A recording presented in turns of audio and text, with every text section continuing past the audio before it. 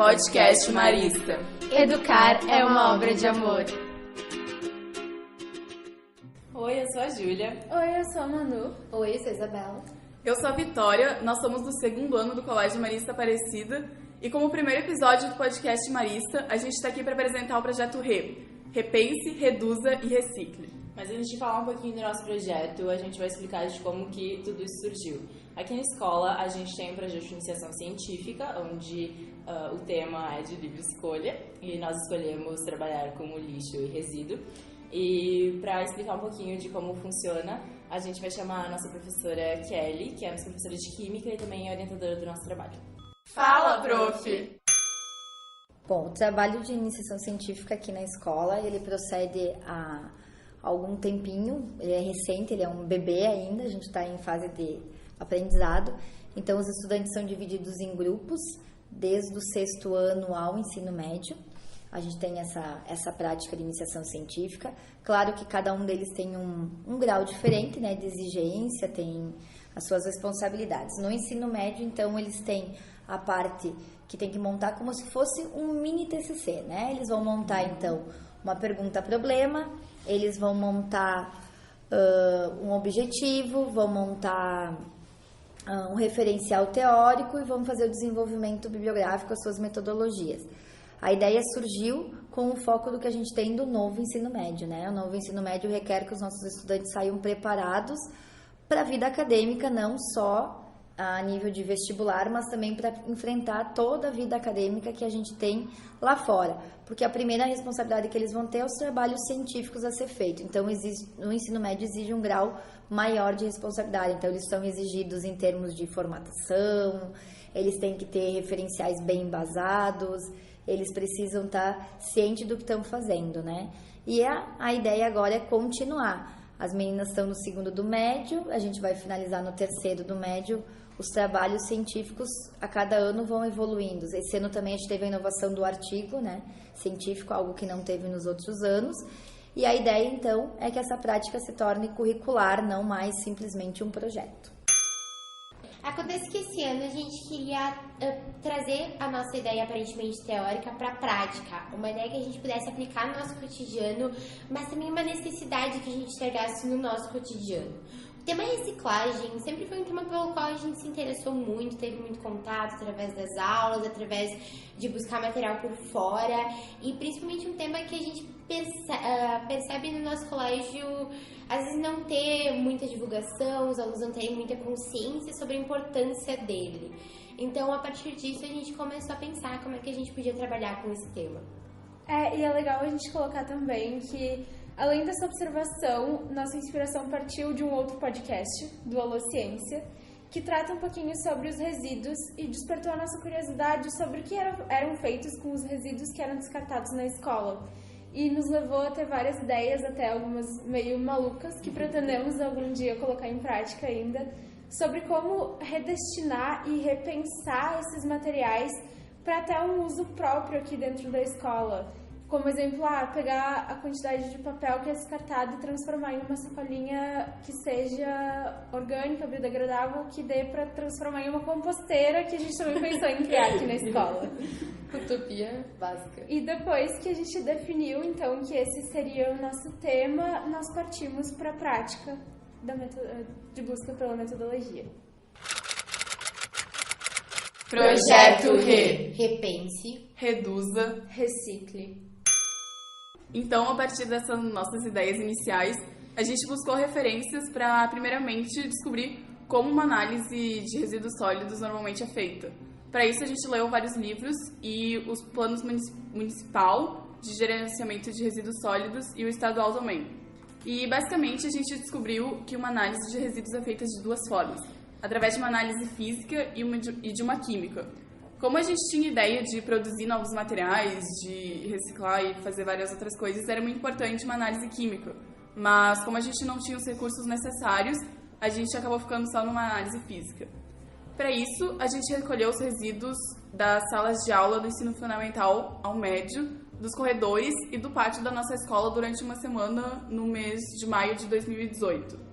Depois de recolher, a gente fez uma triagem manual com eles, separando os resíduos em plástico, embalagem de suco de caixinha, embalagem de alumínio plástico, isopor, material orgânico e papel.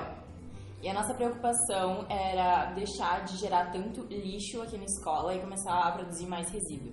E por que eu falo isso? O lixo, por si só, ele é um material que tu descarta e a vida dele acabou. Ele nunca mais vai ter nenhum tipo de reutilização, ele vai para o chão e ele vai ficar lá por anos e anos se degradando. Enquanto o resíduo é um material que tu já utilizou, mas quando tu coloca no lixo, ele ganha ele vai para recicladoras e para outros lugares e ele ganha um novo intuito, ele ganha uma nova vida e ele é reciclado. Porque a maioria do nosso estado ainda adere ainda muito a lixões, de realmente nunca reciclar essas coisas e tornar em resíduos, mas gerar lixo e levar para aterros. O maior aterro que a gente tem aqui no estado é o de Minas do Leão, e muitas pessoas, quando visitam o aterro, têm a impressão de estar chegando na Lua, porque o aterro de Minas do Leão antes era de mineração, então são vários buracos onde hoje é colocado o lixo, mas um pouco de maneira indevida. E parece um ambiente lunático de tão grande e escuro e que fede, enquanto que poderia ter uma outra realidade, porque além de ser um impacto ambiental muito grande, também é um impacto econômico. Por exemplo, só Porto Alegre gasta R$80 mil por dia, em questão de caminhões e tudo mais, para levar o seu lixo até Minas do Leão. E isso, no âmbito brasileiro, gera uma perda de 8 bilhões de reais por ano só por não reciclar, enquanto a reciclagem no Brasil hoje gera 12 bilhões de reais por ano. E no Plano Nacional de Resíduos Sólidos que a gente tem no nosso país, a perfeição seria que só 20% desse lixo, que seria o lixo séptico de banheiro, fosse para o aterro de Minas do Leão. E esses 80% que sobraram, eles poderiam ser reutilizados e gerariam uma renda enorme para o nosso país. E essa era uma esperança de que acontecesse com a revisão do plano em 2014, mas já faz 4 anos que esse plano foi revisado e isso ainda não é uma realidade. Cada vez só aumenta mais e mais a geração per capita de lixo no país.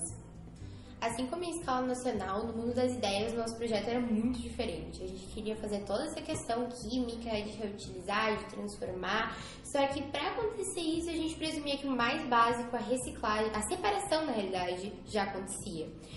Por isso, a realidade nos deu um belo de um choque quando a gente foi fazer a triagem manual e percebeu que todos os 26 quilos de lixo gerados aqui no colégio eram literalmente todos lixo. Nada daquilo podia ser aproveitado, porque nada é reciclado, nada é separado. E muita pesagem que poderia ser resíduo estava simplesmente indo para o aterro de Minas do Leão.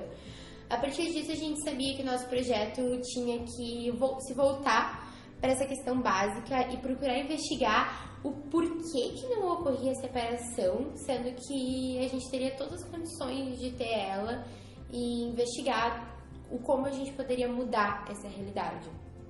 Então, depois que a gente fez o recolhimento durante uma semana, a gente partiu para análise física. No pátio da escola mesmo, a gente derrubou todas as sacolas, tirou todo o conteúdo de dentro e acho que essa foi a parte que mais mexeu com a gente em todo o projeto. Porque tu tá ali com todo o lixo gerado durante uma semana, tendo que separar aquilo e se deparando com o que é uma realidade diária de várias pessoas que trabalham com isso. Porque a gente encontrou muita coisa junta, por exemplo, papel, terra, comida e suquinho que ainda estava dentro da caixa num lugar só. E isso molha o papel, impedindo que o trabalhador possa ter uma renda a mais, porque daí esse papel já não pode mais ser reciclado. E a gente, inclusive, comentou que seria legal todo mundo passar pelo menos um dia fazendo triagem manual de lixo, porque quando tu se depara com aquela realidade, tu passa a olhar pro resíduo, pro lixo que tu descarta de uma forma muito diferente, porque tu sabe que alguém vai encontrar ele, vai ter que fazer aquilo que a gente estava fazendo e todo dia tirar uma renda disso. Exato, então, esse foi o maior saldo do nosso trabalho, tu te colocar realmente no lugar das pessoas e o que elas encontram todos os dias, porque a gente ainda estava no inverno quando a gente fez a separação, mas o cheiro já era muito forte, já era horrível, o papel estava todo misturado, não dava para reaproveitar. Daí tinha pedaço de comida, tinha coisa que não favorece um ambiente realmente favorável para aquele trabalhador. Então, tu tira a renda de uma pessoa e tu ainda prejudica o meio ambiente. E até além de se colocar no lugar de um trabalhador, foi muito interessante para a gente ver para onde de fato estava indo os resíduos que a gente colocava nas lixeiras da escola. Porque quando a gente descarta algum papel na lixeira da sala, a gente não faz ideia da bola de chiclete que ele vai se tornar, do bolo de comida. E é uma realidade muito diferente. A gente vê de fato para onde está indo aqueles resíduos que a gente descarta na maior inocência. Então isso nos fez repensar todo o nosso cotidiano e toda a nossa forma de lidar com a geração de resíduos. Mas falando de análise quantitativa, o total de lixo que a gente recolheu foi de 26 quilos. Disso, 9,4 era de lixo orgânico e 8,9 era de papel. A quantidade numérica de papel que a gente encontrou não foi tão expressiva porque a densidade dele é pequena, mas a quantidade de sacolas que a gente recolheu foi muito grande, tinha muito papel. É o esperado para um ambiente escolar, mas o que nos surpreendeu foi justamente o estado que ele estava, que não podia ser reciclado de forma alguma, um material que tem tanto potencial para se transformar em novas coisas. Bom, aí depois a gente fez uma análise de quanto cada estudante gerava de resíduos por semana. A gente descobriu que esse número é de 50 gramas de resíduo sólido por semana que cada estudante gera aqui na escola, desconsiderando os resíduos sépticos de banheiro que a gente não analisou. E o número nacional de geração de resíduos é de 1 quilo por dia de um brasileiro na classe média alta, que é o público da nossa escola.